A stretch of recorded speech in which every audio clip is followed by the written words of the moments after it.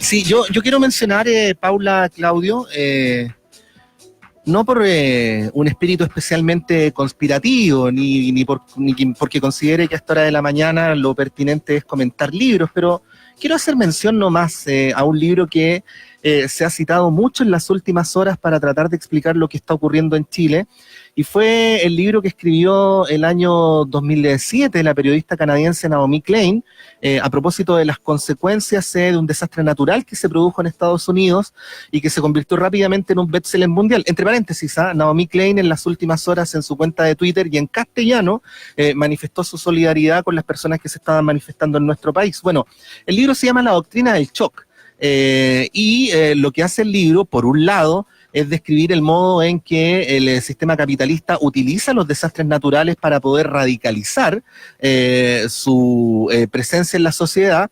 Pero también hay otra parte que es muy interesante y que es la que ha sido invocada en las últimas horas, y es que describe cómo los gobiernos utilizan la psicología social, utilizan ciertas pulsiones colectivas para volver a una parte de la ciudadanía contra otra y para tener las justificaciones subjetivas para poder implementar medidas todavía más drásticas, y además con el consentimiento de la población que podría estar dispuesta en nombre del miedo o del pánico a renunciar a sus libertades individuales. ¿Por qué lo decimos? Porque lo que plantea el libro de la doctrina del choque es que en un contexto de caos, muchas veces lo que hace la autoridad es dejar en un primer momento que el caos se desate. Vamos a poner algunos ejemplos. Ha resultado extraordinariamente difícil de concebir que el centro de la ciudad de Santiago durante el viernes en la noche hubiera quedado tan abandonado de modo tal que se produjera todo lo que se produjo. Durante los días siguientes también hemos visto, por un lado, cómo ha habido una retórica de sacar cada vez más militares a la calle, y al cabo de la noche, en la mañana, la autoridad política diciendo no fuimos capaces de controlar, y al no ser capaces de controlar, bueno, se queman supermercados, la gente se aterroriza, se han ido autoorganizando, como ocurrió luego del terremoto del 27F, en estos grupos que han sido denominados los chalecos amarillos.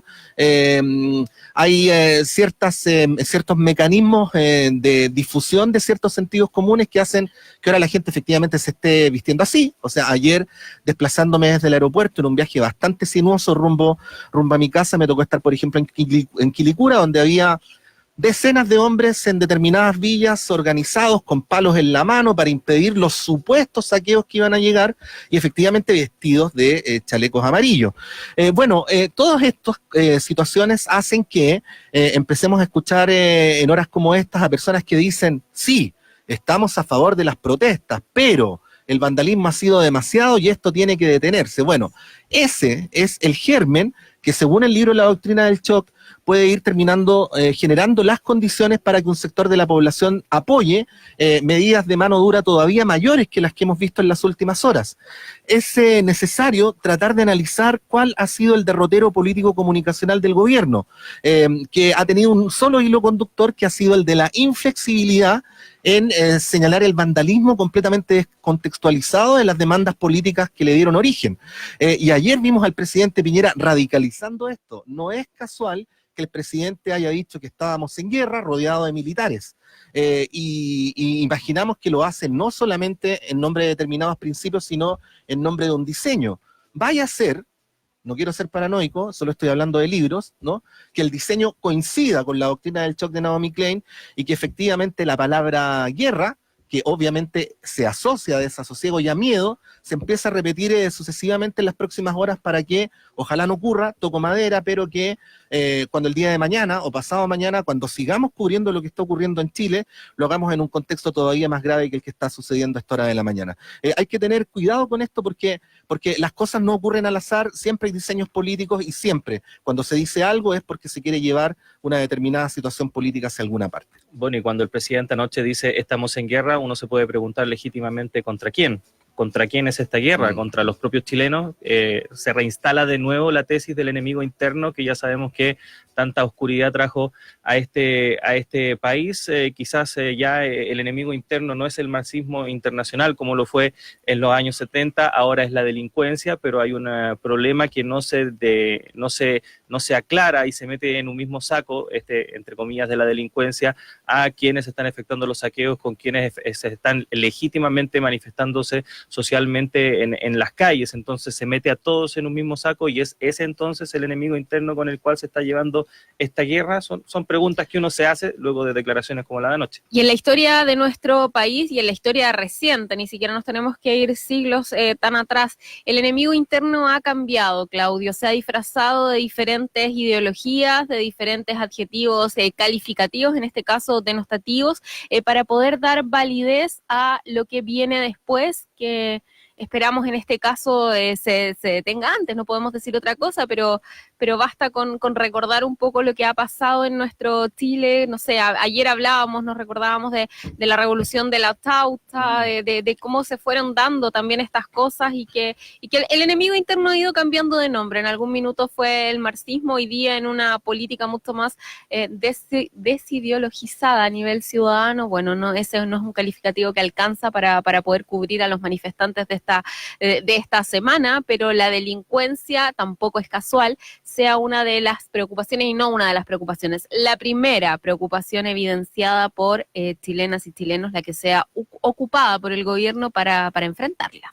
Sí, no hay que olvidarse de eso. El miedo siempre es utilizado para que las personas voluntariamente renuncien a sus libertades individuales. Esto es de manual. Lo vimos, por ejemplo, después del atentado a las Torres Gemelas el 11 de septiembre del año 2001, donde la gran mayoría de los estadounidenses estuvo dispuesto para que se interfirieran sus teléfonos celulares, se interfirieran sus comunicaciones, sus correos electrónicos, todo esto porque había una amenaza que era mucho más grave que las propias libertades, que en ese caso era lo que ellos llamaban el terrorismo yihadista, y que se tradujo en un estado semipolicial que tuvo Estados Unidos por lo menos 2 años. Ustedes recordarán lo que ocurrió luego del terremoto del año 2010, 27 de febrero.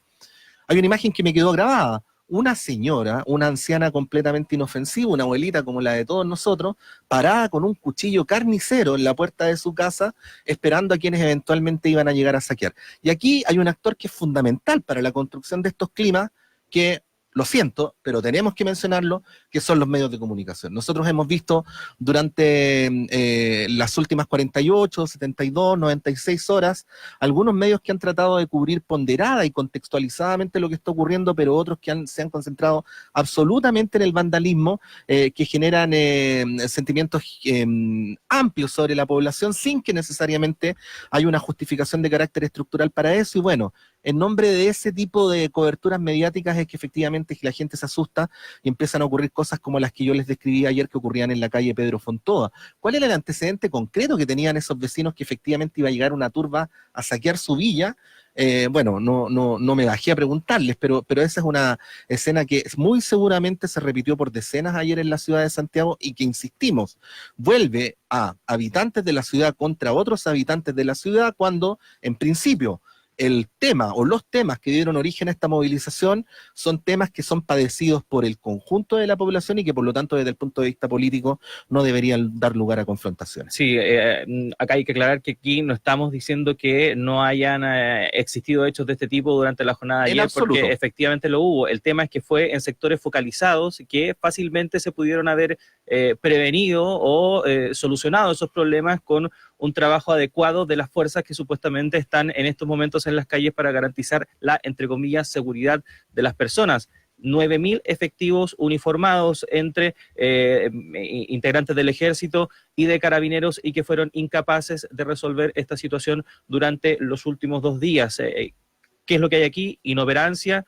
desidia, o hay algo detrás que todavía desconocemos y que si es que lo que todos sospechamos sería una de las cosas más graves que han ocurrido en democracia realmente. Para quienes no escucharon el discurso que pronunció ayer el presidente de la República, Sebastián Piñera, lo que señaló fue que estamos en guerra contra un enemigo poderoso, implacable, que no respeta a nada ni a nadie. Agregó que estamos muy conscientes de que tienen grados de organización, de logística propia de una organización criminal. O sea, estamos hablando ya de crimen organizado, algo que, imagino, afirma el presidente con antecedentes. No, y además dice que es muy poderoso. Claro, imagino que sí, hay antecedentes que están respaldando. Pero dice además que hay un enemigo, o sea, aquí ¿qué hay? ¿Hay un comando central del lumpen?